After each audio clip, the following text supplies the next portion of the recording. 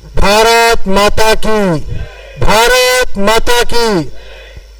Telangana journalist union ఆధ్వర్యంలో నిర్వహిస్తున్నటువంటి ఈ రౌండ్ టేబుల్ కాన్ఫరెన్స్కి విచ్చేసినటువంటి ప్రతి ఒక్కరికి నాకు ధన్యవాదాలు తెలియజేస్తూ, నమస్కారాలు తెలియజేస్తూ, చాలా మంది చాలా విషయాలు చెప్పారు.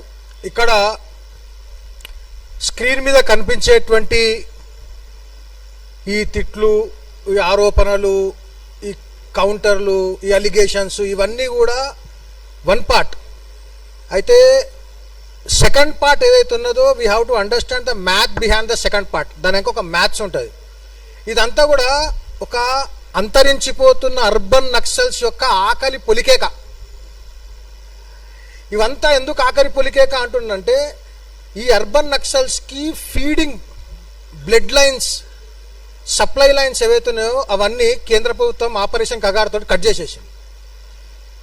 ఈ అర్బన్ నక్సల్స్ ఇంత విచ్చలవిడిగా యూనివర్సిటీల్లో, సోషల్ మీడియాలో, ప్రెస్సుల్లో, వార్తాపత్రికల్లో, రకరకాల మాధ్యమాల ద్వారా అర్బన్ నక్సలిజాన్ని పంపింగ్ చేయడానికి ఏదైతే వనరులు అవసరమైనాయో వనరులు మొత్తము ఛత్తీస్గఢ్లో ఉన్నటువంటి అడవులలో, కోల్ మైన్స్లో నుంచి జనరేట్ చేసేటువంటి డబ్బులు, అంటే ఎక్స్ట్రాక్ట్ చేసేటువంటి డబ్బుల నుంచి వీళ్ళ యొక్క ఎక్స్ట్రాక్షన్ వర్క్ నడిచేది. ఈ ఎక్స్ట్రాక్షన్ వర్క్ నుంచి వచ్చే డబ్బుల ద్వారా ఈ అర్బన్ నక్సల్ యాక్టివిటీ నడిపేది.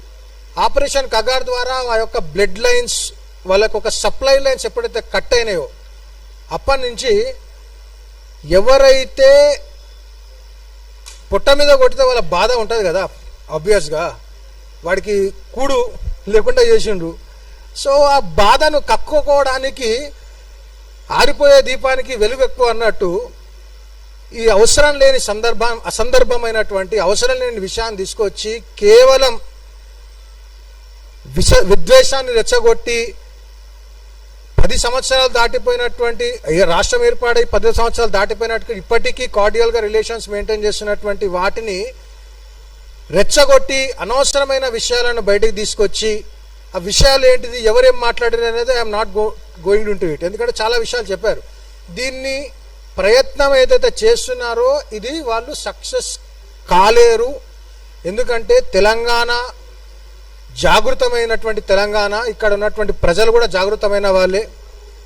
ఈ యొక్క కుట్రను పసిగట్టారు. ఇఫ్ ఇన్ కేస్ నిజంగా వాళ్ళ యొక్క కుట్రతో క్యారీ అవే అయినుంటే డెఫినెట్గా ఇది ఇంకా కొనసాగేది.